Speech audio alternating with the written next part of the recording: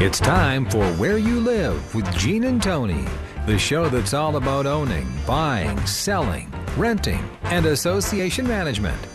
If it involves a home, we'll talk about it.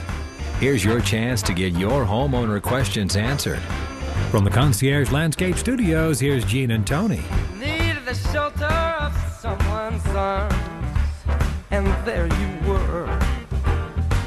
Needed someone to understand my ups and downs. Welcome to Hour 2 of Where You Live with Gene and Tony. We're glad you can be with us. If you're just joining us right now, we have today as a guest in the studio Todd Rooker, who is involved with, he's president of Alpha and Omega Financial Planning, Armor Financial. He has the author of the Financial Crisis Bible. We'd like to find out a little bit more about that. Mm-hmm. But we're talking about just some of the mind, the thinking, and the mindset that we have in society, and just collecting everything on credit. I want to say buying, but I don't even know if we call it buying. That's not really accurate. No, we haven't bought anything. Buying infers that you own it when you're done with the transaction. Exactly. Yeah. And we'd like to have you give us a call today as well if you'd like to be a part of the show. The number, Tony? Yeah. Questions or comments, 651-289-4488. You can also email Gene. Yes. Right? That's GENE at ncmgi.com. If you're too shy to be on the radio. And we'll be happy to read your comments. Yeah.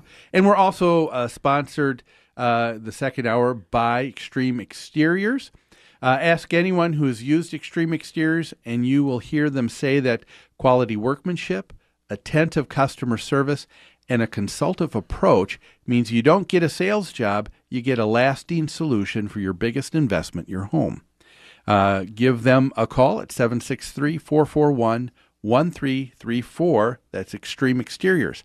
Now, Todd, right before the break here in the first hour, we were starting to talk about how some of this begins early on, probably even before college now, but especially with young people going to college and getting this credit mindset set up to a point where they're going to be in a position where they can't even begin to get out of this hole that they've dug themselves into. Talk about that a little bit. Well, you're certainly correct. First, before I even begin, I want you to know that I don't believe in responsible credit card management. People tend to try to help their kids begin to learn how to manage credit cards.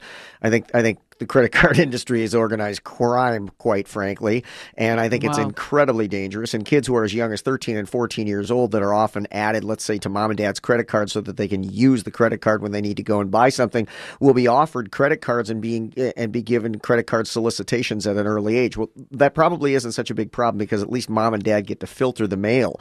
But once they run off to college, no more. And those credit card offers show up with young people who are inexperienced, who will get themselves into credit card debt, free money when they're young, broke, and inexperienced, and they will spend decades trying to get themselves out of it. So it is a travesty, which is, by the way, is not unlike the tobacco industry that gave our young people free cigarettes in World War II, and then they spent their entire lifetimes, hooked on cigarettes. You bet.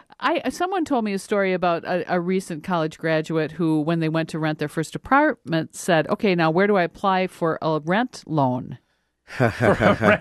They were so accustomed to living on loans, they just assumed that's what you continue when you get out in the world. Well, when I talk about my grandfather who had lived through the Depression, obviously anybody who had a connection to somebody who lives through the Depression, they believe they want to own everything. And a lot of the young people don't understand that when the banks became insolvent in the Depression, the very bank that you had your home loan with, that you also, or your farm loan in my grandfather's case, that you also had your savings account with, when the bank became insolvent, the money was gone. However, you still owed the money to the bank, and you didn't get to say, well, you lost my money as you became insolvent as a bank. Apply that to the payment that I need to make, and I won't need to make a payment for a long time. No, it didn't work that way. That money was gone, and you still owed the debt.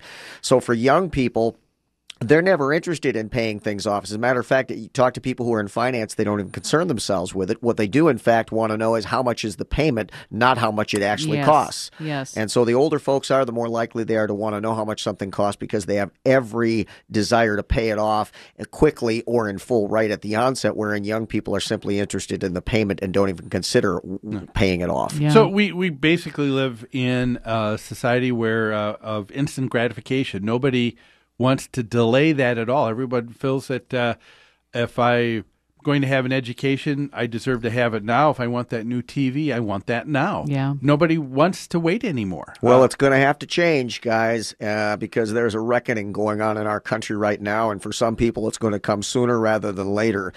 And you are correct. I've got a good education, and everybody will run around saying academics is its own reward, which to some degree I guess is true. However, the notion that when you go to a counselor in college, that they look at the particular field of interest that you're going to focus yourselves on, especially when you get into graduate school, and say, all right, now having gone to graduate school, focusing on this particular profession, is there the income in this profession that will enable you to even pay the doggone student loans that will be $100,000 and $150,000, and it's never even figured into the equation. It's just that the education is obviously valuable, and it never goes beyond that. That's a very good point. It's not only about credit card companies preying on college age students.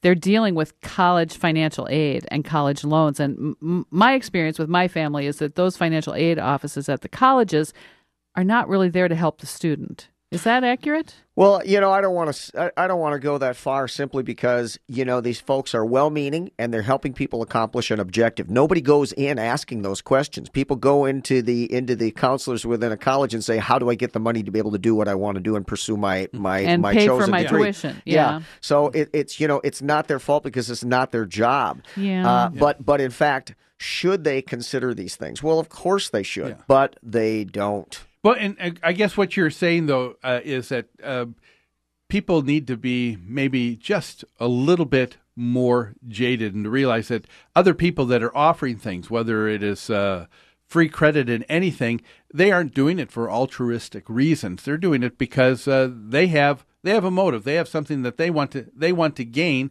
and people just aren't aware of how that's going to affect them. People need to be fiscally conscious and understand their overall financial position before they make decisions. It's something I call making decisions from a position of financial accuracy, and it doesn't happen. Incidentally, these student loans, here's something for everybody to know. Very important. I have people who come to me who are attorneys and CPAs and have advanced degrees and PhDs, and what a lot of people don't understand is at the end of the day, first and foremost, student loans cannot be discharged. They're non-dischargeable in bankruptcy. So if you really go to the wall and you're in big trouble, remember that is a debt that you'll not discharge. So if the brunt of your financial issue is that you have overwhelming student loans, well, there is no way out. That's for government loans, isn't it? Government-backed loans? It is, which actually leads me to another point, which is this. People are often consolidating their debt, not unlike credit counseling, which I call, taking all your little hard-to-pay bills and turning it into one big impossible-to-pay bill.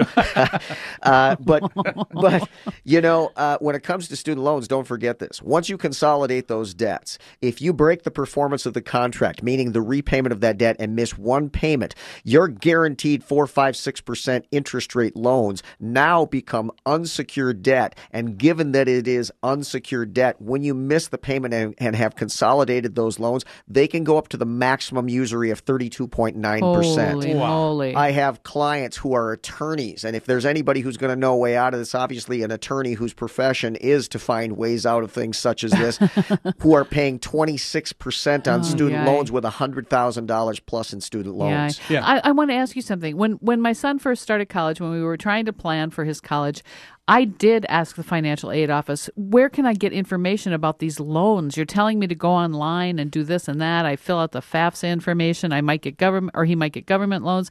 He might need private loans. This is how much we have to contribute. Where can someone advise me? Where can I go? And they flat out said, that's not us, and we don't know where you can go. Do you have any ideas about that? There's great financial advisors and financial planners who specialize in college education planning that often not only can help you save money for college in advance, but then also once you're there can also give you counsel and advice as to how to find the programs that are out there. But, it's interesting that you bring that up because therein lies the problem. When you go into the counseling office, you said it yourself. Are you going in there asking how will my child be able to pay this loan back in the future and how much income will they make in this particular chosen profession and what will the debt service be over time and how much more will they make if they did not have this? Nobody goes in asking those questions. Yeah. See? You ask, how can I pay for this? Exactly. Yeah. And so they give you the answer to those questions. Well, Good point. and what I'd like to do right now is to take another break. And when we come back, Todd, we've talked a little bit about this credit mindset that we have. You're dealing with a lot of people all the time. I'd like to have you answer the question, who is your typical client? What do they look like? What's happening in their life? What's their situation? Maybe that's something that some of our listeners find themselves in. That's only here on Where You Live with Gene and Tony on AM 1280 The Patriot. We'll be back after this.